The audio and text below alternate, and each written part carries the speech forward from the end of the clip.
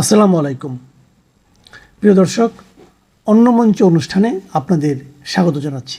আসসালামু আলাইকুম এবং আদাব।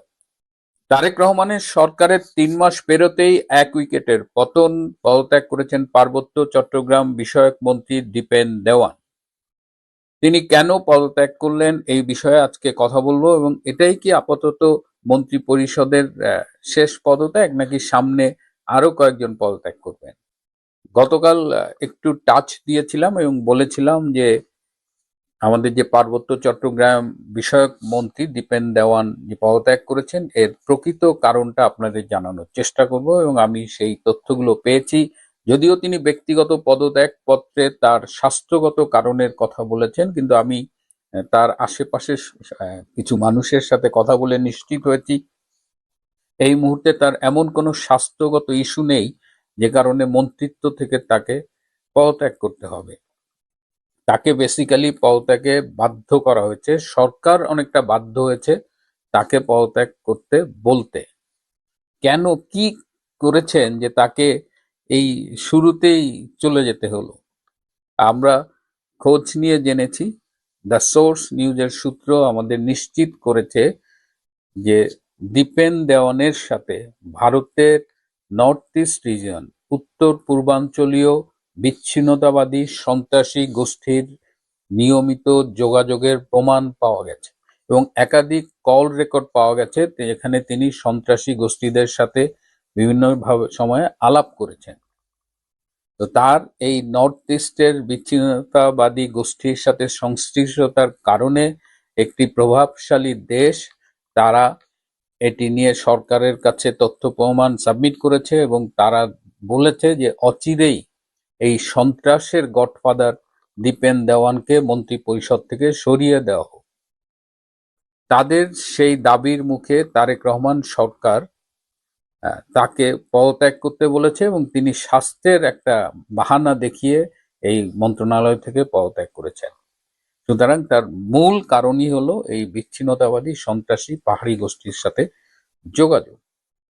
এছাড়াও আমি আপনাদের গতকাল মোস্তফা মাঝির কথা বলেছিলাম, সেই যে কক্সবাজারের পেকুয়া বাজারের সেই ব্যবসায়ী, ধনাঢ্য ব্যবসায়ী মোস্তফা মাঝি, যিনি একটি বহুতল বিশিষ্ট হোটেল নির্মাণ করছিলেন। সেই হোটেলটি এখনো নির্মাণাধীন, যার নিচে বিশাল পানশালা ছিল, যেখানে বিদেশিরা আসতেন, পান করতেন, থাকতেন, খেতেন। সেখানে 2-3 তলা পর্যন্ত সেটা ফাংশনিং ছিল। পরবর্তীতে সেই হোটেলটি বন্ধ হয়ে যায়, এবং তারও পরে একদিন ভোরে দেখা যায় যে মোস্তফা মাঝিকে কে বা কারা খুন করে রেখে চলে গেছে। এই মন্ত্রী দীপেন দেওয়ান ওই মোস্তফা মাঝির বিজনেস পার্টনার ছিলেন, এবং মোস্তফা মাঝির এই যে ব্যবসা, এই হোটেল, এখানে কিন্তু অনেক দেশি বিদেশি প্রকাশ্যে গোপন ইনভেস্টমেন্ট ছিল। ওই এলাকাটা আর আরাকান আর্মি, তারপরে আরো বিদেশি কিছু শক্তি অপশক্তির চলাফেরা ছিল। সো এটা একটা ক্রিমিনালদের হাব হয়ে গিয়েছিল। তো মোস্তফা মাঝির এই ব্যবসায় সেখানে ইনভেস্টমেন্ট ছিল, সেটার পার্টনার ছিলেন এই দীপেন দেওয়ান, এবং মোস্তফা মাঝি মারা যাওয়ার পরে এই যে ইনভেস্টমেন্ট, এই সম্পত্তি, এগুলো তছরূপ করার অভিযোগও কিন্তু এই দীপেন দেওয়ানের বিরুদ্ধে উঠেছে। এই দুর্নীতি, অর্থনৈতিক কারচুপি, সন্ত্রাসীদের সাথে যোগাযোগ, এছাড়া পার্বত্য চট্টগ্রাম এলাকার যে সন্ত্রাসী গ্রুপগুলো আছে তাদের সাথে যোগাযোগেরও অভিযোগ এই দীপেন দেওয়ানের বিরুদ্ধে উঠেছে। তো এত অভিযোগের প্রেক্ষিতে সরকার আর তাকে মন্ত্রী পরিষদে রাখতে পারেনি, তাকে চলে যেতে হয়েছে। তবে এটাই কি শেষ পদত্যাগ, নাকি beginning of A series of resignation, সেটা নিয়ে এখন আলোচনা হচ্ছে। অ্যাটলিস্ট ঢাকা-10 থেকে যিনি এমপি নির্বাচিত হয়েছেন, যিনি শেখ রবিউল আলম, তিনি একসাথে তিনটে গুরুত্বপূর্ণ মন্ত্রণালয়ের দায়িত্ব একসাথে পালন করছেন। যেটাই বলেছি যে সড়ক যোগাযোগ ও সেতু, রেল, নৌ পরিবহন, মানে এই 3টা ভাইটাল মিনিস্ট্রি একটা লোকের হাতে, এবং তার বিরুদ্ধেও কিন্তু সন্ত্রাসে মদদ দেওয়ার অভিযোগ উঠেছে। সর্বশেষ গতকাল যে তোফায়েল আহমেদের জানা যায় ধানমন্ডিতে হামলা হয়েছে, সেই হামলাতে যারা জড়িত ছিল তারা অধিকাংশই এই শেখ রবিউল আলমের লোক। এছাড়া 32 ভাঙার সাথেও শেখ রবিউল আলমের একটা সম্পৃক্ততা ছিল। এই সব কারণে শেখ রবিউল আলমের বিরুদ্ধে অনেক অভিযোগ সরকারের কাছে জমা পড়েছে। শেখ রবিউল আলমের কিছু গণমাধ্যমে তার কিছু স্টেটমেন্ট সরকারকে বিব্রত করেছে, তাই ঠিক করা হয়েছে যে খুব তাড়াতাড়ি সময়ে রবিউল আলমকে এই যে 3টা মন্ত্রণালয়ের দায়িত্ব আছে সেখান থেকে কমিয়ে আনা হবে, হয়তো একটা মন্ত্রণালয়ের দায়িত্ব রাখা হবে। এছাড়াও বেশ কিছু মন্ত্রী তারা সার্ভিলেন্সে আছে, তাদের পারফরমেন্স আশানুরূপ না হওয়াতে তারা কিন্তু সরকার প্রধানের বলা যায় যে অসন্তোষের মধ্যেই আছে। তো যা হোক, আজকে আমি গতকাল যেহেতু কথা দিয়েছিলাম, তো আজকে তো আমি একটু আগে একটা এপিসোড করলাম তোফায়েল আহমেদের জানাজা নিয়ে ভোলায় যে কেলেঙ্কারিজনক ঘটনা ঘটালো বিএনপি, এবং সেই এপিসোডটি আমি রিলিজ করার পরে ভোলা থেকে ফোন পেলাম। সেখানে একজন লোক জানালো যে এত বাধার প্রেক্ষিতেও জনসভা যেখানে হয়েছে যে সরকারি হাই স্কুল মাঠে, তার থেকে 1 কিলোমিটার মানে ডায়ামিটারের এলাকায় মানে কিছুক্ষণ পর পর মাইক লাগানো ছিল। এখন প্রশ্ন উঠেছে যে এই মাইকগুলো কারা লাগিয়েছে, কারণ তোফায়েল আহমেদের পরিবার, ঘনিষ্ঠ পরিবার বলতে যাদের বুঝি তাদের অধিকাংশ হয় জেলে নইলে পলাতক। তার মেয়ে একটা মুন্নি এবং জামাই ডক্টর তুহিন, তারাই মূলত এইসব আয়োজন করছে। তো তারা ঢাকার থেকে তোফায়েল ভাইয়ের ডেড বডি নিয়ে এসেছেন। তো এখন যেটা ধারণা করা যায় যে মানুষ স্বতঃস্ফূর্তভাবেই এই কাজগুলো করেছে এবং লক্ষ লক্ষ লোক হয়েছে জানা যায়, এবং শেষমেশ প্রশাসনও তাকে সরকারিভাবে একজন মুক্তিযোদ্ধার যে প্রাপ্য রাষ্ট্রীয় সম্মান, তাকে গার্ড অফ অনার দিয়েই বিদায় দিয়েছে। এবং ওই যে টোকাইগুলো বিএনপি যে শুরুতে বলছিল ভোলার মাটিতে তোফায়েল আহমেদের জানাজা হবে না, তাদের নাকি শেষমেশ আর টিকিটই খুঁজে পাওয়া যায়নি। এদিকে জানাজা করতে দেবে না, অথচ দেখা যাচ্ছে যে তাকে গার্ড অফ অনার পর্যন্ত দেওয়া হলো। এটার কারণ খুঁজতে গিয়ে জানা গেল যে আহ, ভোলার প্রচুর লোক নাকি তাদের থানা ঘেরাও করেছিল এবং তারা বলেছিল যে আমাদের লিডার তোফায়েল আহমেদকে তার প্রাপ্য সম্মান দিতে হবে, এবং জনতার চাপের মুখে পুলিশ তখন বলেছে আমরা তো রেডি হয়েই ছিলাম। তারা তড়িঘড়ি করে এসে এই গার্ড অফ অনার দিয়েছে। ভোলাভাষী কিন্তু দেখিয়ে দিয়েছে যে তোফায়েল আহমেদ কে ছিল, এবং সারা দেশেই কিন্তু আমরা টের পাচ্ছি যে বঙ্গবন্ধুর সৈনিকেরা কিভাবে জেগে উঠছে। প্রিয় বন্ধুরা, আজ এ পর্যন্তই। ভালো থাকবেন। এই গাজিয়াবাদের, উত্তরপ্রদেশের গাজিয়াবাদে এই আসাদকে এনকাউন্টার দেওয়া হয়েছে। কারণ কি? কারণ সে সূর্য চৌহান নামে তার এক 17 বছর বয়সী বন্ধুকে আসাদ নামের মুসলমান তরুণটি, কিশোরটি তার 17 বছর বয়সের বন্ধু, হিন্দু বন্ধু সূর্যকে ঈদের দিনে ফোনে ডেকে এনে ছুরি দিয়ে হত্যা করেছে, মানে কোরবানি দিয়ে দিয়েছে তার বন্ধুকে। আপনারা শুনেছেন, ঘটনা কিন্তু সত্য। এই হত্যাকাণ্ডটা হিন্দু মুসলমানের বন্ধুত্বের মধ্যে বিরাট এক দেয়াল পয়দা করে দিয়েছে, সৃষ্টি করেছে। ভয়ঙ্কর এটা ক্ষতি হয়ে গেল। শুধু ভারতে নয়, সারা পৃথিবীতেই মুসলমান বন্ধুকে নিয়ে হিন্দুরা এখন থেকে 10 বার ভাববে যে মুসলমান বন্ধুর ডাকে তারা সাড়া দেবে কিনা। যদি এইখানেই ঘটনাটা শেষ হতো তবে কথা ছিল না। অনেকেই আমাকে বলেছে এটা নিয়ে কেন কথা বলেন, এত বড় গুরুত্বপূর্ণ বিষয়। আমি অপেক্ষা করতেছিলাম যে তদন্ত হোক, ঘটনা কি। যেমন ভারতের এক মৌলানা কি বলেছিল জানেন? প্রখ্যাত মৌলানা, টকশোতে তাকে নিয়মিত দেখা যায়। তিনি বলেছেন যে আসাদ নাকি, এই চৌহান নাকি আসাদের বোনের সাথে সম্পর্ক ছিল। আসাদের বোন আছে কিনা আমি জানি না। আসাদের বোনের সাথে সম্পর্ক ছিল, সেটা বিরোধ না করেছে মানে নাই, তাই ছুরি মেরেছে। এটা কোরবানি কিছু না, হিন্দু মুসলমান কোনো বক্তব্য না। মৌলভী সাহেব বলেছে, ভারতের প্রখ্যাত মৌলভী, যাকে অলয়েস টিভিতে আপনারা দেখবেন। কিন্তু ঘটনা এখানে হলেও কথা ছিল। ঘটনা আরো মর্মান্তিক, আরো বিস্ময়কর, আরো বিয়োগান্তর। আপনি শুনলে আরো হতভম্ব হয়ে যাবেন। আপনি আমার শিরোনাম দেখেছেন যে সৎ মায়ের সাথে আসাদের সম্পর্ক, বলির পাঠা হলো হিন্দু সূর্য। এটাই হলো ফ্যাক্ট। এখন সেটা গবেষণা করতে করতে এত গভীরে, তা প্রথমে কেউ কেউ বলল যে আসাদের বাপ হিন্দুকে মারার জন্য প্রথম বললো মোটর সাইকেল নিয়ে ঝগড়া, তারপরে বললো তাদের সাথে প্রতিবেশী হলে যেমন ঝগড়া, তখন তার বাবা তাকে ছুরি নিয়ে উস্কে দিয়েছে, ওকে মারিস না কেন, দেখে আয়, উস্কা খেল খতম করে, এই ধরনের কথা এসেছে। কিন্তু না, আমি জানতাম এর পিছনে আরো অনেক কিছু ঘটনা আছে। কিন্তু এটা যে শুধু ধর্মীয় কারণ, এটা আমার প্রথমে সংশয় ছিল। কারণ কোন মুসলমান এত বোকা যে ঈদের দিন একজন হিন্দুকে, ঘটনা কিন্তু সত্য, সামনে কিন্তু ঠিকই তারা কোরবানি দিতে নিয়ে গেছে ওকে, ছাগল কোরবানির কথা বলে, বকরি কোরবানির কথা বলে হিন্দু বন্ধুকে কোরবানি দিয়েছে, এটা সত্য, সামনের দৃষ্টিতে দেখা যায়।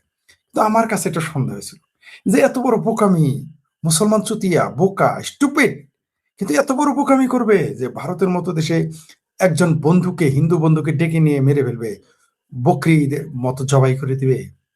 পিছনে কিছু রয়েছে, আমি অপেক্ষা করতেছিলাম তথ্য আসবে, কিন্তু গজব তথ্য চলে এসেছে। কল্পনাই করতে পারবেন না আপনারা যে ঘটনা কি। এই আসাদকে মৃত্যু, মার্ডার করার সমস্ত উস্কানি দিয়েছে কে জানেন? আসাদের বাপ, নবাব। আসাদের বাপের নাম নবাব। তারা অবৈধ জায়গাতে অবৈধ বিল্ডিং করে রয়েছে, তাদের না আছে জমির দলিল, না আছে তাদের বাড়ি বানানোর পারমিশন, যেটার উপর এখন বুলডোজার চলতেছে। সবচেয়ে বিস্ময়কর কি জানেন? এই ঘটনা ঘটার পর আপনি দেখবেন যে যতগুলো সাংবাদিক, ইউটিউবার, ফেসবুকার চলে গিয়েছে সেখানে, মুসলমানদের জিজ্ঞেস করেছে, ভাই এই ঘটনা কি? কেউ বলে আমি তো ছিলাম না, কেউ বলে আমি নামাজ পড়তে যাইতেছি, কেউ বলে আমি তো মেহমান। সব মেহমান, দেখবেন যারে ধরে, ভাই मैं तो मेहमान हूं, ঘুমনে के लिए आया। কেউ বলতেছে আমি তো কাজের খোঁজে এখানে আসছি, কেউ বলে আমি আত্মীয়, কেউ কিছু জানে না। আর যারা লোকাল, যারা আত্মীয় নয়, মেহমানও নয়, যারা ওইখানকার, যখন ধরেছে কি বলেছে জানেন? কই না এই ঘটনা তো জানি না। এরা কিন্তু 4,000 মাইল দূরে ইরানে কি হয় এটা জানে, 5,000 মাইল দূরে গাজাতে কি হয় সব মুখস্থ তাদের, সব। এমনকি বাংলাদেশে মৌলবীদের শেখ হাসিনা ফাঁসি দিছে এটাও তাদের মনে আছে। ইউপি থেকে কিন্তু কম দূরত্ব না বাংলাদেশ। এই বাংলাদেশে মৌলবীদের আওয়ামী লীগ ফাঁসি দিয়েছে, রাজাকারদের ফাঁসি দিয়েছে এটা বলে নাই। নিজামী, কাদের মোল্লা, সাইদিকে জেল দিয়েছে, গোলাম আজমকে জেল দিয়েছে। ভারতের মুসলমানরা কি বলে জানেন? মৌলবীদের ফাঁসি দিয়েছে আওয়ামী লীগ। এরা যে রাজাকার আলবদর ছিল এটা আর বলে নাই। কারণ ওই যে মসজিদ টু মসজিদ, মসজিদ মাদ্রাসায়, শুনেন, টেলিভিশনের চাইতে আপনারা বলেন না যে মিডিয়া খুব শক্তিশালী, আমার কচু, মিডিয়া আমার কচু শক্তিশালী, মসজিদ মন্দির অনেক শক্তিশালী।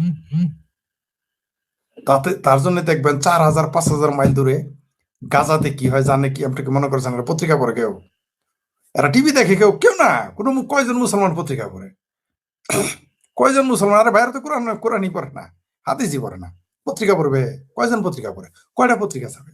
কিন্তু বাংলাদেশের যে মূর্খ লোকটা, মূর্খ, আচ্ছা মূর্খ নারীটা তো মূর্খ, আমার এক ভাবি আছে মূর্খ, পড়তে পারে না, সেও জানে প্রতিদিন গাজাতে কি হয়, সেও জানে কাশ্মীরে কি হয়, সেও জানে ইরানে কি হইতেছে, সে কিন্তু বই পড়তে পারে না, পত্রিকা পড়তে পারে না, মূর্খ।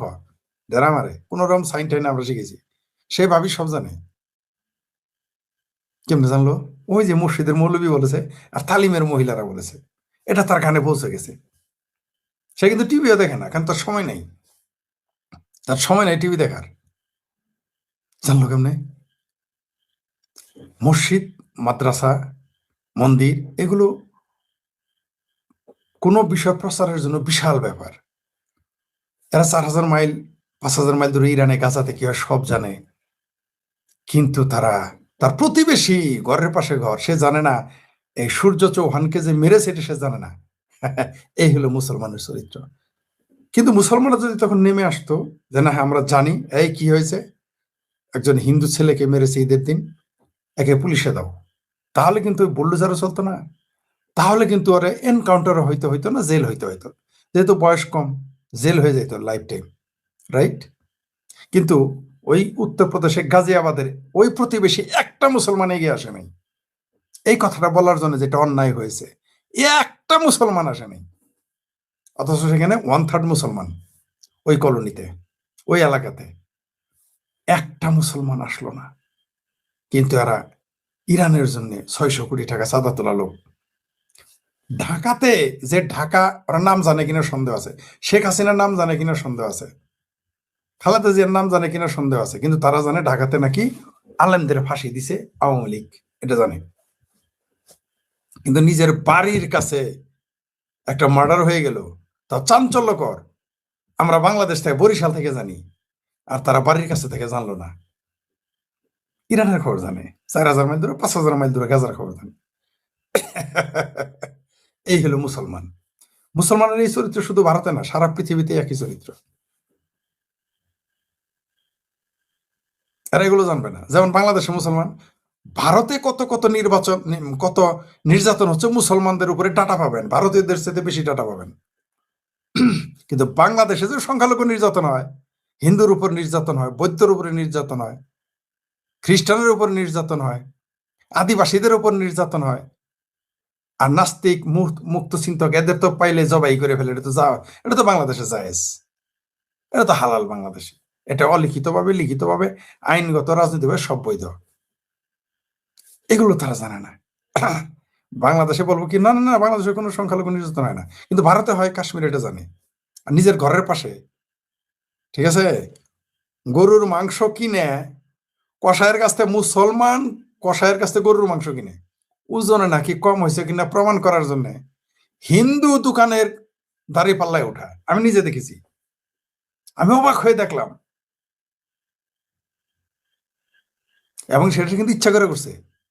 মানে ওই দোকানদারের সাথে তাদের ছিল বিরোধ, তাদের যে কোনো কারণে বিরোধ, তারা মেন্টালি টর্চার করার জন্য হিন্দু, বুঝেন, মুসলমান কসাইয়ের কাছ থেকে গরুর মাংস নিয়েছে, নিয়ে সেটা মাপতে গেছে হিন্দুর দাড়ি পাল্লায়। কল্পনা করতে পারেন আপনি? এটা হয় কোন মুসলমান দোকানে আপনি শরীরের মাংস মাপতে পারবেন? এটা তো আপনার আকলে বাধা দিবে যদি আপনি জানেন ওই লোকটা মুসলমান। কোন নাস্তিক, কোন হিন্দু যাবে না মুসলমানের দোকানে শরীরের মাংস মাপতে, কিন্তু বাংলাদেশে হিন্দুরা যায়। আমি নিজের চোখে দেখেছি, তাই বললাম কথাটা। আপনাদের কাছে এটা হাস্যকর মনে হইতে পারে, অবিশ্বাস্য মনে হইতে পারে। আর গরুর হাড় দিয়ে ঢেল দেওয়া, হিন্দুদের বইনের গায়ে, ভাগ্নির গায়ে, খালার গায়ে, মায়ের গায়ে হাত দেওয়া, এগুলো তো আপনারা আমার চেয়ে বেশি জানেন। কি মিথ্যা বলেছি? মিথ্যা বললাম? আর মালওয়ান ডাকতো, এটা তো স্বাভাবিক। হিন্দুদের তো, বাংলাদেশের মানুষ হিন্দুর বাচ্চা কয়জনে ডাকে, বা সনাতনী বাচ্চা তো জানাই না, তো হিন্দুর বাচ্চাও ডাকে না, কি বলে, মালওয়ানের বাচ্চা ডাকে না। আচ্ছা, যাই হোক, দেখেন, আসাদ তার সৎ মায়ের সাথে লুডো খেলতেছিল। ঘটনা শুনেন এখন, জানমানতে শীতের শিবিরে। আসাদ মানে নবাবের বাপের নাম নবাব, উত্তরপ্রদেশের গাজিয়াবাদে। যারা বলতেছেন মুসলমানের বাড়ি বুলডোজার মেরেছে, তারপরে তাকে এনকাউন্টার করেছে, আমি এনকাউন্টারের পক্ষে না, সত্য। কিন্তু যে হালত হয়েছে এটা না করলে উপায় নেই। কিন্তু আমি কিন্তু ক্রস ফায়ার এনকাউন্টারের পক্ষে না, আগে বলে নিতেছি। আবার বললেন না যে আমি এটার পক্ষে বলেছি, না, আমিও চাই আদালতে বিচার হোক এবং দ্রুত বিচার হয়ে যাক। কিন্তু ঘটনা কি, আসাদ তার বাপের নাম নবাব, তার যে সৎ মা ছিল, ছোট মা, সেই মায়ের সাথে সে লুড্ডু খেলতেছিল, বুঝছেন তো, লুডু লুডু লুডু ছক্কা পাঞ্জা খেলতেছিল। এইটা দেখা আসাদের বাপেরই সন্দেহ হয়েছে। আসাদের বাপ চিন্তা করলো, চিন্তা করে দেখেন, পুত্র কিন্তু আসাদের বাপ চিন্তা করলে পোলারে শিক্ষা দিতে হবে। তার জন্য সে পরিকল্পিতভাবে এই সূর্য চৌহানের সাথে ঝগড়া বাজিয়েছে ওর বাবা। প্রথমে ঝগড়া হয়েছে ওর বাবার সাথে, ওর বাবা এসে বলছে, দেখ আমার সাথে ঝগড়া হয়েছে চৌহানের, সূর্য চৌহানের। তো বাবা খেপাই দিছে, এই হিন্দু, এই মালওয়ান আমারে সাথে খারাপ ব্যবহার করছে, যা ওর খেলা খতম করে দেয়া, এভাবে বলেছে। এই ছুরিটা ওর বাপে দিছে আসাদের বাপ। উদ্দেশ্য কি জানেন? আসাদের বয়স কম, ওরা যদি মার্ডার করে তো লাইফ টাইম জেল হবে, বা 10-12 বছর ভিড়া পোলায় শিক্ষা পেলে জেলে গেল, আর তার সৎ মায়ের সাথে তার সম্পর্ক থাকলো না। কল্পনা করতে পারেন? মানে এই জায়গায় বলি হিন্দু, 71-এ হিন্দু বলি, 47-এ হিন্দু বলি, সব জায়গায় বলি শুধু হিন্দুরাই হয়। ঘটনা দেখেন কি প্ল্যান, মাস্টার প্ল্যান, ঈদের দিন ঘটাইছে। আর বাপের প্ল্যানটা দেখেন, সিম্পেথি নেওয়ার জন্য। সিম্পেথি, আমি প্রথমেই সন্দেহ করেছিলাম যে এই ছেলে ঈদের দিন কেন, এটা বাপের প্ল্যান। আর বাপ ঈদের দিন উস্কিয়ে দিয়েছে। এবং এই যে আরো 2-3 জনকে অ্যারেস্ট করছে না, 2 জন পলাতক, আর 2-3 জন বন্ধুকে অ্যারেস্ট করছে, এরাও কিন্তু অর্ধেক নির্দোষ। দেখেন ফেসে গেল কিভাবে। এই জন্যই বলি ষড়যন্ত্র খুব খারাপ জিনিস, খুবই মারাত্মক। কে যে কার কারণে মরতেছে বাঁচতেছে, কে যে কার কারণে জেল খাটতেছে ধোলাই অন্ধকার। বাপে নিজের পোলাকে ফাঁসায় দেওয়ার জন্য এই প্ল্যান করেছে যাতে পোলা মার্ডার কেসে জেল খাটে। আর বাপ জানতো যে জেল হবে, এনকাউন্টার হবে, এটা জানতো না। স্বাভাবিক যে জেল হয়ে যাবে, সৎ মায়ের সাথে সম্পর্ক, বাপ এটা মেনে নিতে পারে নাই। তাহলে মুসলমান বাপ, মুসলমান পোলা, মুসলমান সৎমা আকাম কুকাম করলো, তারা বলি হয়ে গেল হিন্দু। দেখেন হিন্দু ভাইরা, আপনারা তো সেই সম্প্রদায় যাদের জন্য 18 অধ্যায় মন্ত্র পাঠ করতে হয়, পুরো ধর্মগ্রন্থ শোনাইতে হয়, তারপর আপনার দেবতা জাগে। তার আগে আপনার দেবতাই জাগে না। আমি হেউ করে বলতে, এটা কিন্তু সত্য। মানে হিন্দু ধর্মের মাইথোলজি অনুযায়ী এটা সত্য যে দেবতা অর্জুনকে 18 অধ্যায় নাকি 17 অধ্যায় পাঠ করে শোনাইতে হয়েছে, ধর্মের মন্ত্র মন্ত্র শোনাইতে হয়েছে। তারপর আর একটা পূর্ণ ধর্মগ্রন্থ শোনানো হয়েছে, তারপরে তিনি অস্ত্র হাতে নিয়েছেন। মানে তিনি জেগেছেন, ভগবান অর্জুন বা দেবতা অর্জুন। তা আপনারা তো কিভাবে জাগাবো আর আপনাদের আমি, বা কে আপনাদের জাগাবে? যেখানে দেবতাকে জাগাইতে 17 অধ্যায় পড়তে, 18 অধ্যায় পড়তে হয়, তা আমি কেমনে আপনাদের এত পরে শোনাবো? খেয়াল করেন, বাংলাদেশে মুক্তিযুদ্ধ, বলির পাঠা হিন্দু। 47-এ দেশ ভাগ, মানে ভারত ভাগ, দেশ ভাগ আবার কি ভারত ভাগ, 47-এ ভারত ভাগ, বলির পাঠা হিন্দু।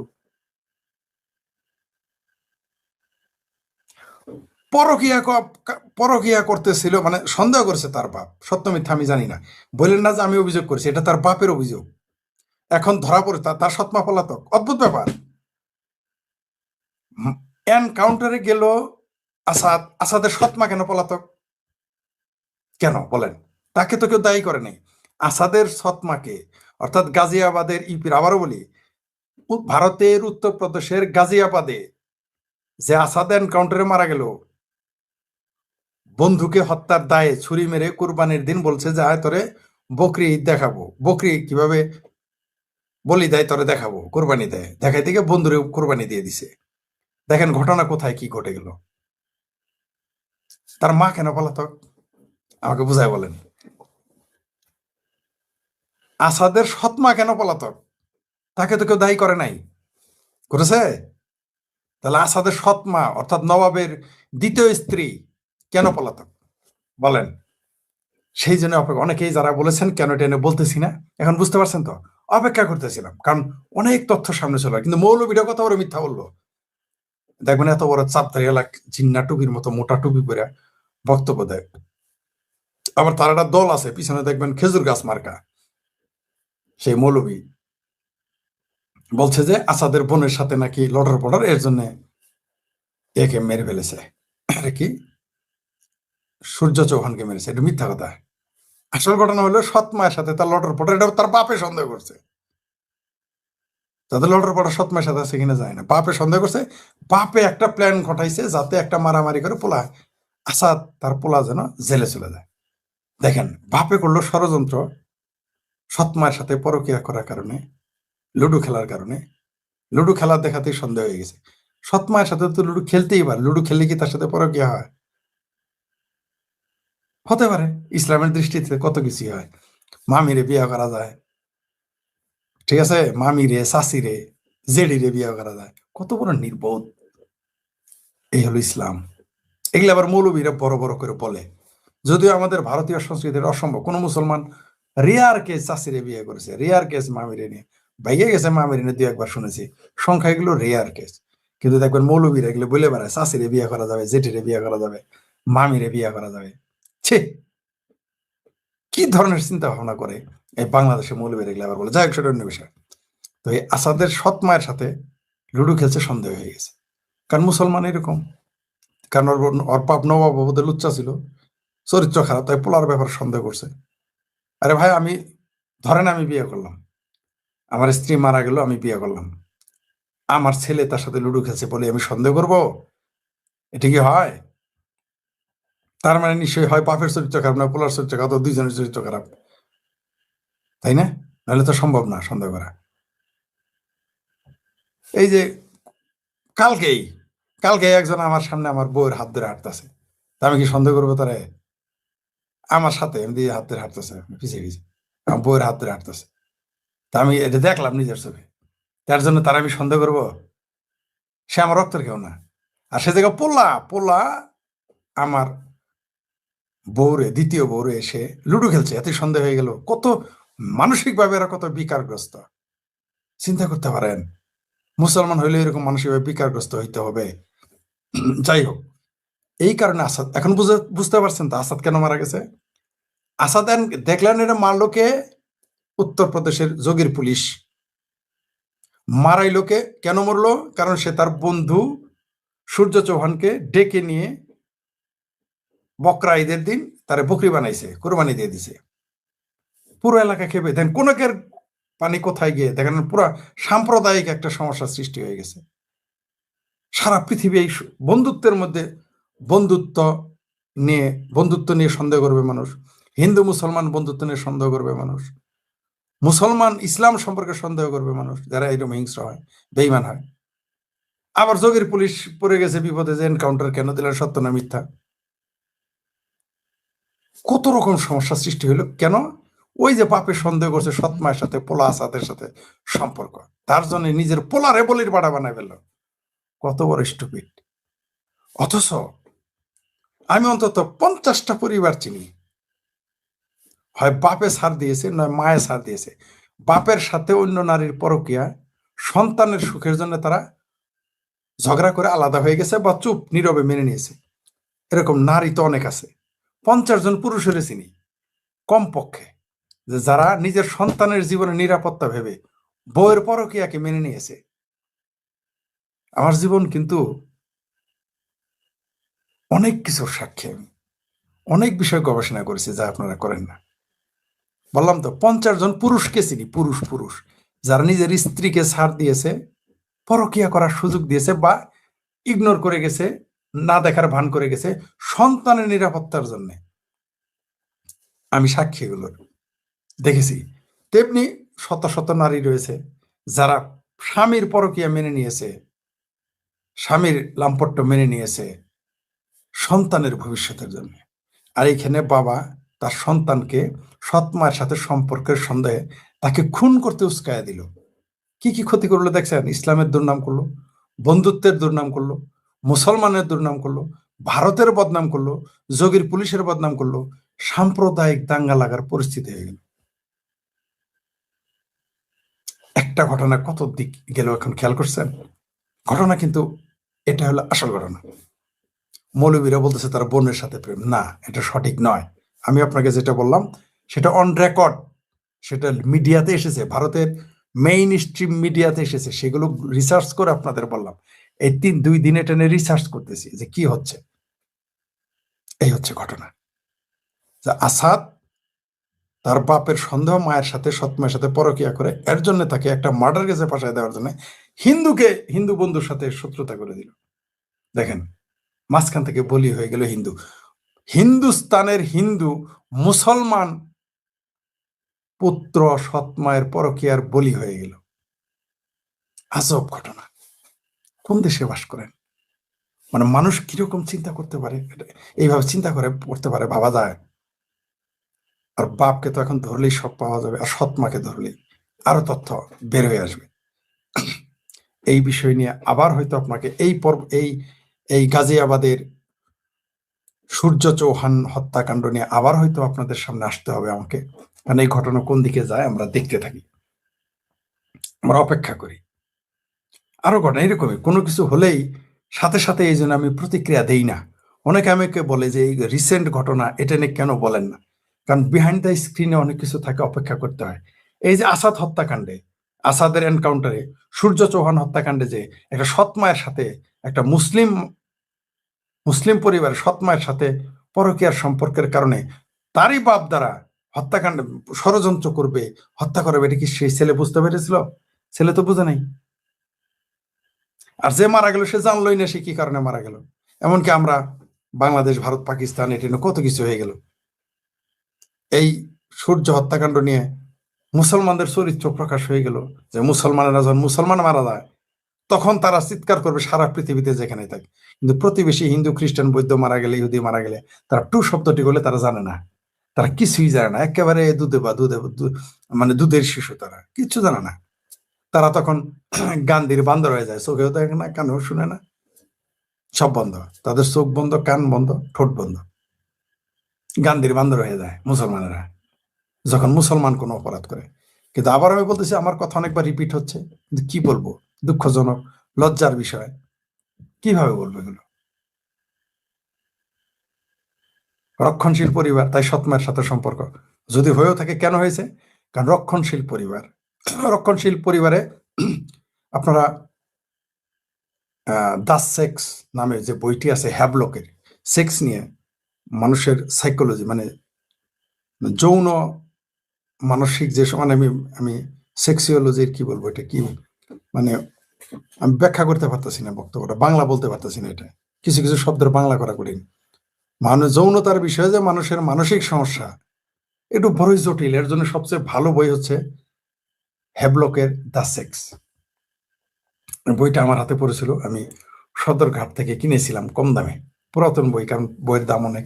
আমি সদরঘাট থেকে প্রচুর পুরান বই কিনতাম, তো তখন হ্যাভলকের এত ভলিউম ওই বইটাতে পর শুরুতে কি লেখা আছে জানেন? Nothing is impossible in sex. যেমন কোরআনের মধ্যে লেখা থাকে না বিসমিল্লাহির রহমানির রহিম, ওইরকম ওই বইয়ের প্রথমেই লেখা আছে এটা, nothing is impossible in sex. কিন্তু তারপরেও আরো রক্ষণশীল সমাজে থাকে মুসলমানেরা, এদের পক্ষে সবই সম্ভব। আপনি দেখেন না, পিতা তার সন্তানকে, তারা তারা কিন্তু ইসলাম, সব মুসলমান ভাই ভাই, নারী ঘর থেকে বাড়াবে, নিজের মেয়েরই ধর্ষণ করে বসে। এই মুসলমানরা নিজের মেয়েরে ধর্ষণ করে। আবার একদিন দেখলাম পোলারে বলৎকার করছে মুসলমান, হায় হায় হায়, শেষে পোলারেও বলৎকার। মানে এদের রুচি বোধ, এদের চিন্তা চেতনা মানসিকতা কিরকম বিকারগ্রস্ত হয়ে যায়, বিকৃত হয়ে যায়, ধিকৃত। যাই হোক, সেটা অন্য বিষয়। সূর্য চৌহান আসলে বলির পাঠা হয়ে গেছে। হিন্দুরা সবসময় বলির পাঠা হয়, এরা ষড়যন্ত্রের শিকার হয়, বুঝতেই পারে না।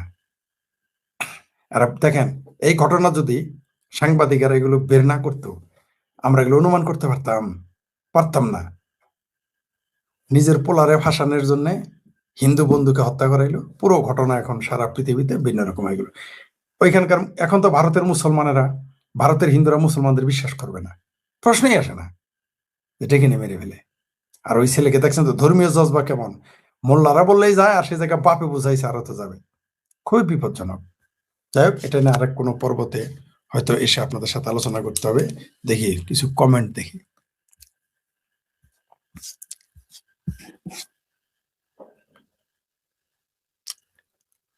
এই কই থেকে আইছে এটা? জামাতি বট এক সবসময় করে আইসে আরাধনী কইতে, তেরনের কষাই বলবো না, কি বলবো রে? আল্লাহ, তুই মানুষ, তুই খমিনিরে মুসলমান মনে করে? এই বাংলাদেশে কোন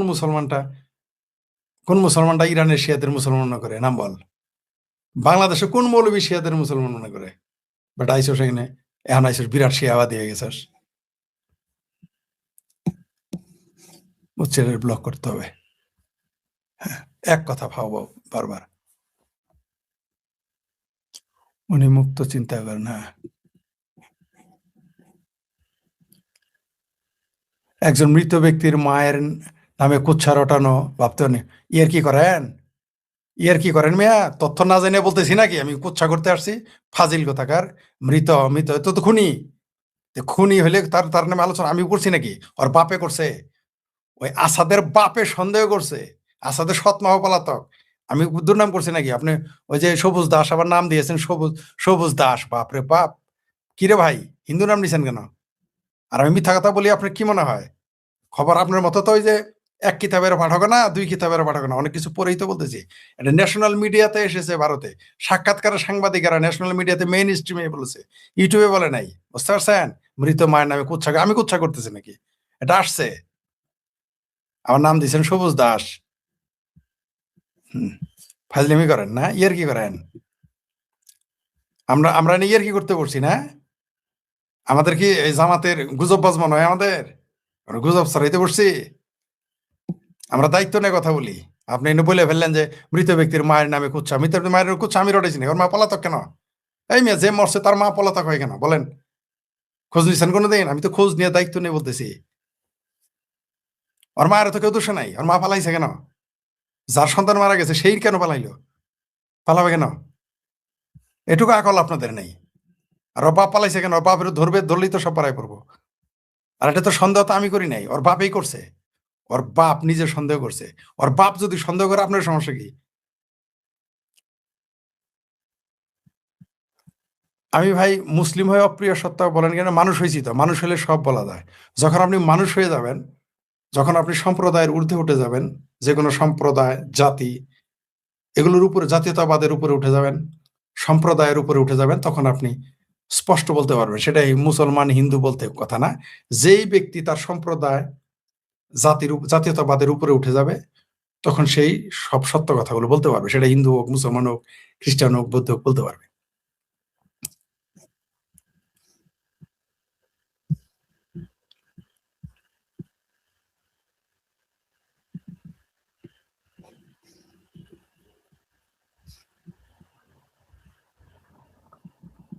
ফরিদ ভাই, আপনি ঠিকই তখন জামাতের সাইবার স্বাধীন, হ্যাঁ হ্যাঁ, রাইট রাইট, ঠিক বলছেন।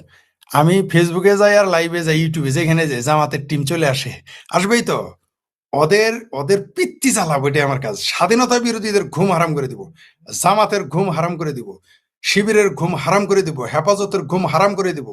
চামড়া নাইপিরের মৌলবাদী যারা স্বাধীনতা বিরোধী শক্তি বাংলাদেশে যত আছে, চামড়া নাইপির, শর্ষি নাইপির, এদের ঘুম হারাম করে দিব। বাংলাদেশে ইনকিলাব মঞ্চের সাবেক মুখপাত্র শরীফ ওসমান হাদী হত্যাকাণ্ড নিয়ে আবারও রাজনীতি বেশ জমে উঠেছে। নতুন করে রাজনীতি জমে ওঠার সূত্রপাত ভারতের পশ্চিমবঙ্গ থেকে। পশ্চিমবঙ্গের সাবেক মুখ্যমন্ত্রী মমতা বন্দ্যোপাধ্যায় হাদী হত্যাকাণ্ডের জন্য ২রা জুন ভারতের কেন্দ্রীয় স্বরাষ্ট্রমন্ত্রী অমিত শাহের দিকে ইঙ্গিত করে চাঞ্চল্যকর বক্তব্য দিয়েছেন। বিষয়টি নিয়ে বাংলাদেশ ও প্রতিবেশী ভারতের পশ্চিমবঙ্গের রাজনীতিতে নতুন করে তীব্র আলোড়ন সৃষ্টি হয়েছিল। এর ঠিক ১ ঘন্টার মধ্যে শরীফ ওসমান হাদীর ভাই শরীফ ওমর হাদী পরপর ২টি স্ট্যাটাস দিয়ে নতুন করে বারুদ উস্কে দিয়েছেন। প্রথম স্ট্যাটাসে তিনি হাদীর খুনের সাথে ইন্টারিম সরকারের কয়েকজন উপদেষ্টা এবং বিএনপি সরকারের কয়েকজন এমপি মন্ত্রী সরাসরি জড়িত বলে দাবি করে প্রধানমন্ত্রী তারেক রহমানের কাছে এই হত্যাকাণ্ডের সাথে জড়িতদের বিচার দাবি করেছেন। তার কিছুক্ষণের মধ্যে আরেকটি স্ট্যাটাসে অভিযোগ করেছেন হাদী হত্যার প্রেক্ষাপট তৈরিতে আমিরে জামাতের একজন পিএস জড়িত। তার দাবি হাদীকে ঢাকা ৮ থেকে সরিয়ে দেওয়ার জন্য ব্যাপক চাপ দেওয়া হয়েছে। মমতা ব্যানার্জির বিস্ফোরক মন্তব্যের পর হাদীর ভাইয়ের এমন ২খানা চাঞ্চল্যকর স্ট্যাটাস বাংলাদেশের রাজনীতিতে আবারও হাদী হত্যাকাণ্ডকে নতুন করে আলোচনায় নিয়ে আসলো। প্রশ্ন উঠেছে, হাদীর ভাই একজন সরকারি কর্মকর্তা হয়ে এমন অভিযোগ কেন করলেন, তাও আবার প্রধানমন্ত্রী বরাবর? আবার হাদীর হত্যা মামলায় এফআইআর কেন তিনি এই অভিযোগগুলো আগে করেননি? মমতা ব্যানার্জির মন্তব্যের পর কেন অভিযোগগুলো সামনে নিয়ে আসা হলো? ২০২৫ সালের ১২ই ডিসেম্বর শুক্রবার জুমার নামাজের পর রাজধানী ঢাকার ব্যস্ততম এলাকা পুরানা পল্টনের কালভার্ট রোডে গুলিবিদ্ধ হন শরীফ ওসমান হাদী। গুরুতর আহত হাদীকে প্রথমে ঢাকা মেডিকেল কলেজ হাসপাতালে নিয়ে যাওয়া হয়। পরে অন্তর্বর্তী সরকারের বিশেষ সহায়তায় তাকে দ্রুত সিঙ্গাপুরে একটি বিশেষায়িত হাসপাতালে স্থানান্তর করা হয়। কিন্তু ৬ দিন পর ১৮ই ডিসেম্বর হাদী মারা যান। ১৮ই ডিসেম্বর রাতে বাংলাদেশে এক নজিরবিহীন তাণ্ডব চলেছিল। দেশের বড় দুটি সংবাদ মাধ্যম প্রথম আলো, ডেইলি স্টারে অগ্নিসংযোগ করা হয়। চট্টগ্রামে অবস্থিত সহকারী ভারতীয় হাই কমিশনের বাসভবনের সামনে বিক্ষোভকারীরা পাথর ছুড়ে। এরপর বেশ কিছুদিন ধরে ইনকিলাব মঞ্চের নেতারা ৩০ দিনের আলটিমেটাম দিয়ে শাহবাগে বসে আন্দোলন করছিল।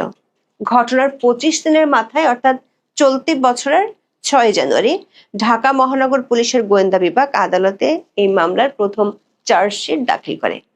ডিবির চার্জশিটে মোট ১৭ জনকে আসামি করা হয়। ডিবির তদন্ত অনুসারে হাদীকে সরাসরি রিকশায় গুলি করেছিলেন ফয়সাল করিম মাসুদ এবং ঘটনার সময় মোটরসাইকেল চালাচ্ছিলেন আলমগীর হোসেন। তবে ডিবির এই চার্জশিট রাজনৈতিক মহল ও হাদীর পরিবারের কাছে সম্পূর্ণ বিশ্বাসযোগ্য মনে হয়নি। এই বিতর্কের জেরে এবং মামলার গভীরতা অনুধাবন করে গত ১৫ই জানুয়ারি আদালত মামলাটি অধিকতর তদন্তের জন্য পুলিশের অপরাধ তদন্ত বিভাগকে নির্দেশ দেয়। অবশ্য বাংলাদেশে জাতীয় সংসদের নির্বাচনের আগে থেকে হঠাৎ করে হাদী হত্যার বিচারের দাবিটা ম্রিয়মাণ হয়ে যায়। দর্শক, শরীফ ওসমান হাদী হত্যাকাণ্ডের তদন্ত কেবল বাংলাদেশের অভ্যন্তরীণ বিষয় সীমাবদ্ধ থাকেনি। হত্যাকাণ্ড ঘটনার পর শুটার ফয়সাল করিম মাসুদ এবং আলমগীর হোসেন অবৈধভাবে ভারতে চলে যায়।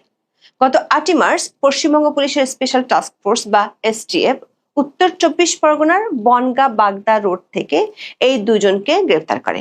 পরবর্তীতে তাদের বিধাননগর আদালতে পেশ করে 14 দিনের পুলিশি হেফাজতে নেওয়া হয়।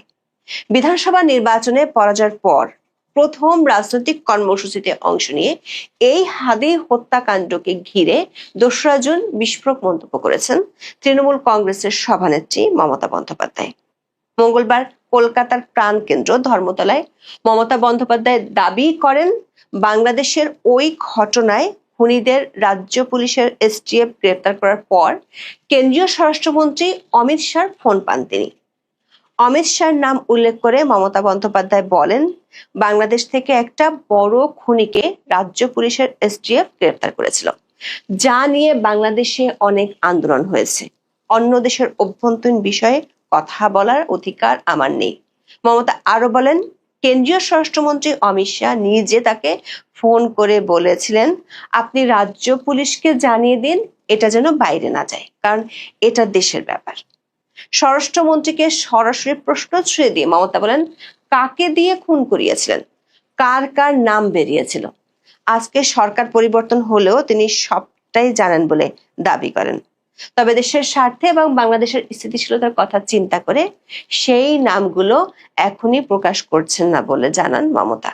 তিনি বলেন, এতদিন তিনি বলেননি, কিন্তু আজকে অত্যাচারের শেষ সীমায় গেছে বলে তাকে মুখ খুলতে হয়েছে। তিনি সে নামটা বলতে চান না, বললে বাংলাদেশ উত্তাল হয়ে যাবে। দর্শক, এখানে প্রশ্ন হলো, মমতা কেন হঠাৎ করে বাংলাদেশের উত্তাল হাওয়া নিয়ে এতটা চিন্তিত? যদিও দাবি করেছেন তিনি বাংলাদেশকে ভালোবাসেন, আবার বলেছেন দেশের স্বার্থে ওই নাম তিনি বলবেন না। এমন বক্তব্য সামাজিক মাধ্যমে ছড়িয়ে পড়ার পর বাংলাদেশে এ নিয়ে বেশ আলোচনা শুরু হয়েছিল। এমনকি খোদ সাবেক অন্তর্বর্তী সরকার প্রভাবশালী লোকজনও এ নিয়ে সামাজিক মাধ্যমে স্ট্যাটাস দেন। ইউনূসের বিশেষ সহকারী ফায়েজ তাইয়েব আহমেদ, যিনি নির্বাচনের আগে দেশ ছেড়েছেন, তিনি লিখেছেন, হাদি হত্যাকাণ্ডে জড়িত থাকার জন্য মমতা প্রকাশ্যে ভারতের কেন্দ্রীয় সরকারকে অভিযুক্ত করেছেন। এর মাধ্যমে ওসমান হাদি হত্যায় ভারতের সংশ্লিষ্টতা প্রকাশ্যে আসলো। ইউনূসের এই সাবেক বিশেষ সহকারী আরো লিখেছেন, প্রশ্ন থেকে যায় বাংলাদেশে ভারতের হয়ে ঠিক কারা কাজ করেছে, এখানকার কোনো ব্যক্তি এসেট নাকি সংস্থা। এরপর তিনি তার স্ট্যাটাসে হাদির হত্যাকারীরা কিভাবে বাংলাদেশ ছেড়ে পালিয়েছিল তার একটা বিবরণ দিয়েছেন।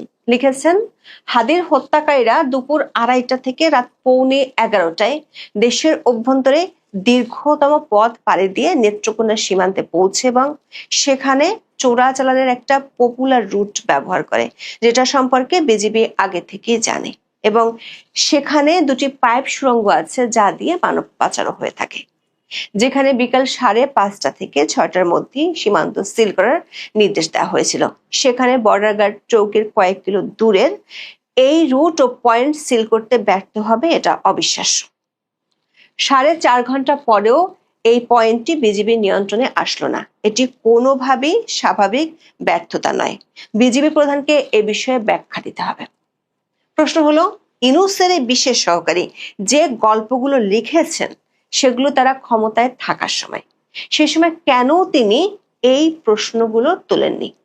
মমতা ব্যানার্জির মন্তব্য নিয়ে এমন আলোচনার কিছুক্ষণের মধ্যে পাল্টা বোমা ফাটান হাদির ভাই শরীফ ওমর হাদি। দর্শক, হাদি হত্যাকাণ্ডের পর থেকে হাদির পরিবারের সদস্যদের সরকারের পক্ষ থেকে বেশ কিছু সুযোগ সুবিধা দেওয়া হয়েছিল।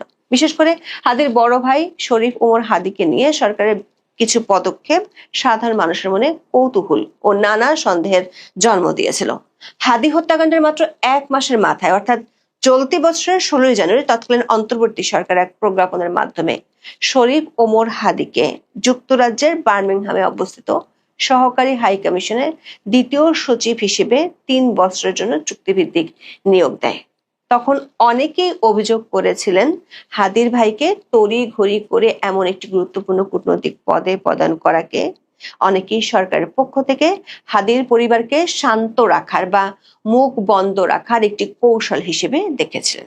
সরকারি কর্মকর্তা হয়েও হাদির ভাই 2রা জুন প্রধানমন্ত্রীর উদ্দেশ্যে বেশ বিস্ফোরক স্ট্যাটাস দিয়েছেন। প্রথম স্ট্যাটাসে লেখেন, শহীদ ওসমান হাদির খুনের সাথে ইন্টারিম সরকারের কয়েকজন উপদেষ্টা এবং বিএনপি সরকারের কয়েকজন এমপি মন্ত্রী সরাসরি জড়িত। মাননীয় প্রধানমন্ত্রী হাদি হত্যার সাথে জড়িত সবাইকে বিচারের মুখোমুখি করুন। হাদি হত্যার বিচার না করলে আপনাকে এরা হত্যা করবে, যেভাবে আপনার বাবা শহীদ প্রেসিডেন্ট জিয়াউর রহমানকে হত্যা করেছে। হাদি হত্যার বিচার আপনি না করলে আপনাকে হত্যা করলেও কেউ বিচার করবে না। হাদি হত্যার বিচার বাংলাদেশের স্বাধীনতা এবং সার্বভৌমত্বের জন্য রেড লাইন। হাদি হত্যার বিচার করুন। এর 1 ঘন্টা পর তিনি আরো একটি স্ট্যাটাস দেন, তবে এবারের স্ট্যাটাসটি অপেক্ষাকৃত ছোট। সেই স্ট্যাটাসে লিখেন, শহীদ ওসমান হাদি হত্যার প্রেক্ষাপট তৈরিতে আমিরে জামাতের একজন পিএস জড়িত। হাদিকে ঢাকা 8 আসন থেকে সরিয়ে দেওয়ার জন্য ব্যাপক প্রেসার দিচ্ছে আমাদের। দর্শক, মমতা ব্যানার্জির মন্তব্যের পর হাদির ভাইয়ের স্ট্যাটাস বাংলাদেশের রাজনীতিতে হাদি হত্যাকাণ্ডের ইস্যুকে আবারও চাঙ্গা করে তুলল কিনা তা হয়তো সামনের দিনগুলোতে বোঝা যাবে। যদি হাদির ভাইয়ের অভিযোগ সত্যি হয়, তাহলে তারেক রহমানকে তার মিত্র ইউনূসের উপদেষ্টা ও নিজের দলের এমপিদের বিরুদ্ধে ব্যবস্থা নিতে হবে। সেটি কি তারেক রহমান করতে পারবেন? দেখো, তুমি তুফাইল আহমেদ সাহেব সম্বন্ধে বলেছো যে বঙ্গবন্ধুর সঙ্গে তুলনা করেছো। একটা জিনিস বললে আমার দৃষ্টতা হবে না, তুফাইল আহমেদ কিন্তু পাকিস্তানের মধ্যে আন্দোলন করে সারা পাকিস্তানে আইয়ুব শাহীর পতন ঘটিয়েছিল। শুধু ইস্ট পাকিস্তানে না, আইয়ুব খান ছিল পাকিস্তানের প্রেসিডেন্ট। পাকিস্তানের প্রেসিডেন্ট এবং তুফাইল আহমেদ যে আন্দোলনটা শুরু করেছিল 69 সনে, সেই আন্দোলনে কিন্তু পাকিস্তান থেকেও জুলফিকার আলী ভুট্টো সমর্থন করেছিল। তুমি জানো যে জুলফিকার আলী ভুট্টো আইয়ুব খানের পররাষ্ট্রমন্ত্রী ছিল। 65 সনের যুদ্ধের পরে ভারতের লাল বাহাদুর শাস্ত্রীর সঙ্গে যে সন্ধি চুক্তি হয়েছিল তাসকন্দে বসে, সেখানে জুলফিকার আলী ভুট্টো নেতৃত্ব দিয়েছিল এবং সে জুলফিকার আলী ভুট্টো তৎকালীন পরবর্তীতে আমরা যখন বাংলাদেশে 69-এ গণ আন্দোলন গড়ে ওঠে তোফায়েল সাহেবদের নেতৃত্বে, আসম আব্দুর রব, নুর আলম সিদ্দিকী, আজকে যে সমস্ত বৈষম্য বিরোধী নেতাদেরকে আমরা অনেক বড় বড় হিরো বানিয়েছি, তৎকালীন পাকিস্তান আমলে সর্ব পাকিস্তানে মানুষ যখন আইয়ুব খানের জাতাকলে পৃষ্ঠ ছিল, যখন আইয়ুব খানের মার্শাল ল পূর্ব এবং পশ্চিম পাকিস্তানের কোনো লোকই মানছিল না, ইনক্লুডিং তৎকালীন মুসলিম লীগের একটা অংশ জামাত ইসলাম, নেজাম ইসলাম, পাকিস্তানের পার্টি এবং অন্যান্যরা যারা আইয়ুব খানের একটা দল ছিল কনভেনশন মুসলিম লীগ, সে আইয়ুব খানের কনভেনশন মুসলিম লীগের বিরুদ্ধে সংগ্রাম করেছিল। সেখানে ফাতেমা জিন্না অংশগ্রহণ করেছিল। তুফায়েল আহমদ 69-এর সে নেতা,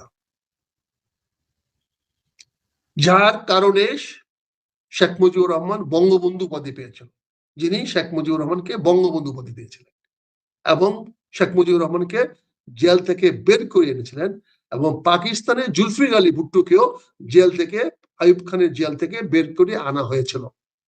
তখনও বাংলাদেশ চিন্তা ভাবনা কারো মাথায় ছিল না। কেউ ঘুণাক্ষরও চিন্তা করে নাই যে এই দেশটি একদিন বাংলাদেশ হবে। তারা সামরিক শাসনের বিরুদ্ধে সংগ্রাম করে ঢাকা বিশ্ববিদ্যালয়ের ছাত্ররা 11 দফার আন্দোলন করে আইয়ুব শাহীকে পতন ঘটিয়েছিল। তুফায়েল আহমেদ ছিল সেই কাফেলার অন্যতম নেতা, বলা যায় 1 নম্বর নেতা। যেমন পরবর্তীতে আমরা দেখেছি এরশাদ পতন আন্দোলনে আমানুল্লাহ আমান ছিল প্রথম সারির নেতা। এরকম আমরা পরবর্তী 2024 সনে আমরা দেখেছি আমাদের নেতাদেরকে। এখন তুফাইল আহমেদ সাহেব মারা গেল, এই তুফাইল আহমেদ সাহেব শহীদ রাষ্ট্রপতি জিয়াউর রহমানকে কি পরিমাণ সাহায্য সহযোগিতা করেছে তোমরা হয়তো অনেকে জানো না। 75 সনে বাকশাল করার আগে শহীদ রাষ্ট্রপতি জিয়াউর রহমানের চাকরি চলে যাওয়ার মতো অবস্থা ছিল। আমি তখন আমি আর্মি হেডকোয়ার্টারে চাকরি করি, সামরিক সচিবালয়, যেখানে অফিসারদের পোস্টিং প্রমোশন এগুলা করা হয়। তখন ওখানে আমরা চাকরি করতাম। আমরা জানতাম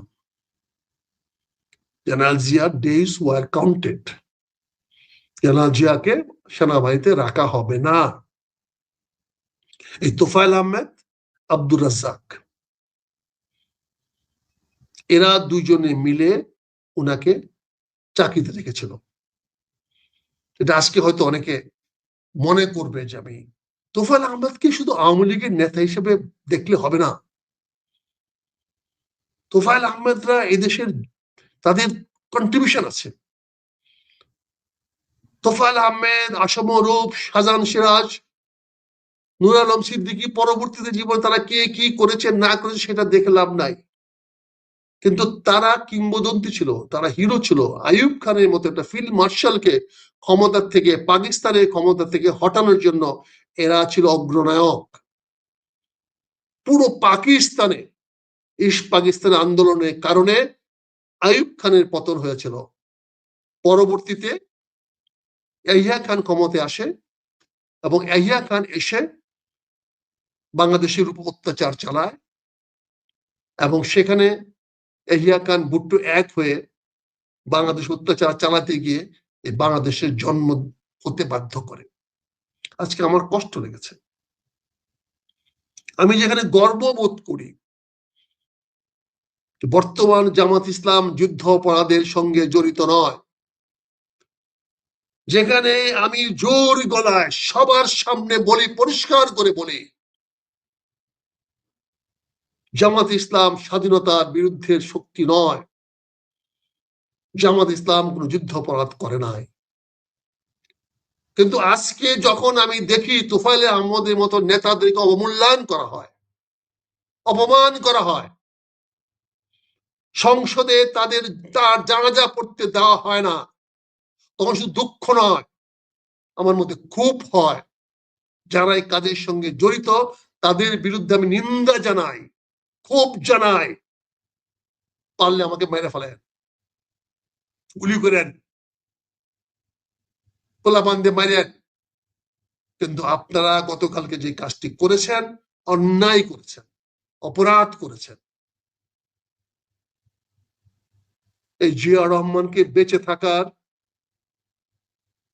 পিছনে, চাকরিতে থাকার পিছনে, ডিপটি চিফ থাকার পিছনে ওনার অনেক অবদান আছে। আজকে কথায় কথায় জেনারেল উসমানী কথা বলেন, এই সেনা বাহিনীতে বিভেদটা কে এনেছে? এই জেনারেল উসমানী।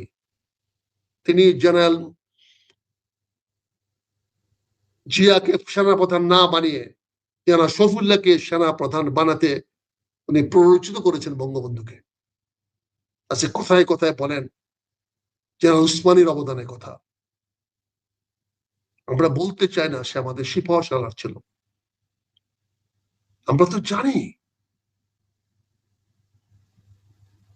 আজকে কারা জেনারেল জিয়ার বিরুদ্ধে ছিল তাদেরকে আপনি মূল্যায়ন করতেছেন, তাদেরকে আপনি মাথায় তুলাচ্ছেন। এই জাসদ, এই মেজর জলিল, তারা তো জিয়া রহমানের বিপক্ষে ছিল। এই জাসদ জেনারেল জিয়া হত্যা করতে চেয়েছিল, প্রচুর বিপ্লব করেছে যে এই জাসদ জেনারেল জিয়ার বিরুদ্ধে। আজকে আপনারা জাসদের কথা বলেন।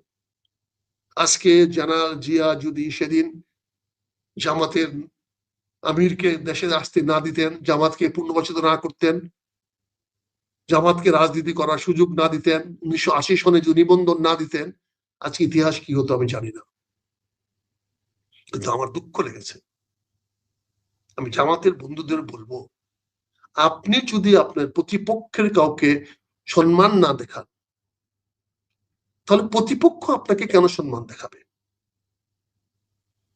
আজকে তোফায়েল আহমদের মতো লোকদেরকে যদি আপনি সম্মান দেখাতে না পারেন, তাহলে তো বোঝা গেল আমরা যারা সম্মান দেখাচ্ছি না, সরকারি হোক আর যাই হোক, তারা আমরা বাংলাদেশের স্বাধীনতার পক্ষে নই। এটা তো প্রমাণ করে দিলেন গতকালকে। আজকে যারাই তোফায়েল আহমদের মতো লোকদেরকে ন্যূনতম প্রাপ্য সম্মানটুকু দিবে না, তারা বাংলাদেশকে অস্বীকার করার চেষ্টা করছে, তারা বাংলাদেশের মুক্তিযুদ্ধকে অস্বীকার করার চেষ্টা করছে। সেটা তো মেনে নেওয়া যাবে না। আমি বারবার সার্টিফাই করব, বারবার বলবো যে হ্যাঁ, জামাত ইসলাম মুক্তিযুদ্ধের বিরোধিতা করে না, বাংলাদেশ জামাত ইসলাম মুক্তিযুদ্ধের বিরুদ্ধে নয়।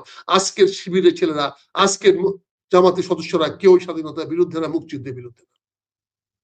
কিন্তু আপনারা যদি তোফায়েল আহমেদকে সম্মান করতে না দেন, তাহলে কালকে যদি তোফায়েল আহমেদের দলেরা ক্ষমতায় আসে, কে জানে আসবে না? আপনারা কি জানতেন ক্ষমতায় আসবেন? 15 বছর তো আসতে পারেন নাই, ক্ষমতার কাছেও আসতে পারেন নাই।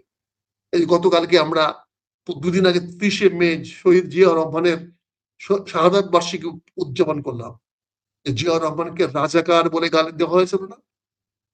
কই কিছু করতে পারছেন? শেখ হাসিনা বলেছে না, পার্লামেন্টে দাঁড়িয়ে বলেছিল না? কিছু করতে পারছেন? পারছিলেন কিছু করতে? এই মানিক, জাস্টিস মানিক বলে নাই কিছু পারছিলেন? আজকে দুঃখ, আপনি যদি সম্মান পাইতে চান, আপনি যদি বাংলাদেশের স্বাধীনতার পক্ষে লোকদের সম্মান পাইতে চান, তাহলে স্বাধীনতার পক্ষে যারা ছিল তাদেরকে সম্মান করতে হবে। এটা সময়ের ব্যাপার। আজকের দিনে দিন না, এই দিনে দিন না, এই দিনকে নিয়ে যাবে ওই দিনের পাশে। আপনি সকল দিনকে পরিহার করতে পারবেন না। আজকে আপনি বিজয়ী হয়ে গেছেন বলে ভাববেন না এই বিজয় আপনি চিরদিন ধরে রাখবেন। আজকে আমরা কেন পারলাম না, কেন তোফায়েল আহমেদের জানাজা আমরা সংসদ ভবনে করলাম না? মেজর হাফিজ সাহেব, আপনি তো ভোলার লোক, আপনি তো এলাকার লোক, আপনি যদি মুক্তিযোদ্ধা, আপনি জাতির সামনে কি জবাব দিবেন? আপনি উত্থান পতন কি আপনি জানেন না? আপনি তো উচিত ছিল ইনিশিয়েটিভ নেওয়া। নো, সে একজন সংসদ সদস্য ছিল, ভুলে যান সবকিছু। আপনি পাকিস্তানের সঙ্গে সখ্য করতে পারেন, পাকিস্তানের সেনাবাহিনী বাংলাদেশে আসতে পারে, পাকিস্তান যেন আমাদের অত্যাচার করছিল, মারছিল, কাটছিল, সেই কথা ভুলে গেলেন। আর তোফায়েল আহমেদ তো আওয়ামী লীগের গত 5 বছরে আওয়ামী লীগের তো তার তীব্রতার কথা শুনতো না। তারপরে বলবো ঠিক আছে, আওয়ামী লীগের লোক হিসেবে আপনি তাকে কোন রকম গুরুত্ব দিয়েন না, কিন্তু তার মৃত্যু সংবাদ আপনি জাতীয় টেলিভিশনে বলছেন আওয়ামী লীগের নেতা। তোফায়েল আহমেদ যদি আওয়ামী লীগের নেতা হয়, তা বাংলাদেশের নেতা কে? আজকে আপনি ক্ষমতায় আছেন বলে আপনি বাংলাদেশ নেতা হয়ে গেছেন, কালকে আপনি কার নেতা হবেন? ওই দলের নেতাই তো হবেন। এই যে বারবার আমরা ভুল করি, যখন ইতিহাস আমাদেরকে ইতিহাসের সামনে দাঁড় করায়, প্রতিবারই আমরা ফেল করি, প্রতিবারই আমরা হেরে যাই। আজকে শহীদ রাষ্ট্রপতি জিয়াউর রহমান কিন্তু এই ধরনের কাজ করে নাই। তিনি কিন্তু গোলাম আজমকে বাংলাদেশে আসতে দিয়েছেন, শেখ হাসিনাকে বাংলাদেশে আসতে দিয়েছেন। তিনি প্রচুর যুদ্ধ অপরাধীকে ক্ষমা করেছেন, কিন্তু ওনাকে তো আমরা ক্ষমা করি নাই। এদেশের জনগণ এর বিরুদ্ধে ষড়যন্ত্র করে কিছু লোকেরা তাকে হত্যা করেছে, তাকে তো বাঁচিয়ে রাখে নাই। আজকে তোফায়েল আহমেদ, তার কাছে আমরা কোনো যায়ও নাই, তার সঙ্গে আমাদের কোনো নাই, কিন্তু তোফায়েল আহমেদ 69 গণ অভ্যুত্থানের সে নায়ককে, মহানায়ককে আপনাদের অবমূল্যায়ন করার সুযোগ নাই। তাহলে 24-এর মহানায়কদের অবস্থান কি হবে বুঝতেই পারছেন। এই যে হাদির কথা বললাম, হাদির মতো একটা মহানায়ক ঢাকা শহরে প্রকাশ্যে দিবালোকে হত্যা হলো। আজকে একটি মেয়েকে ধর্ষণ করার কারণে সবাই মিলে আমরা 15 দিনের মধ্যে শাস্তি কামনা করছি, এবং শাস্তি দিতে বাধ্য হবে সরকার যেভাবে হোক।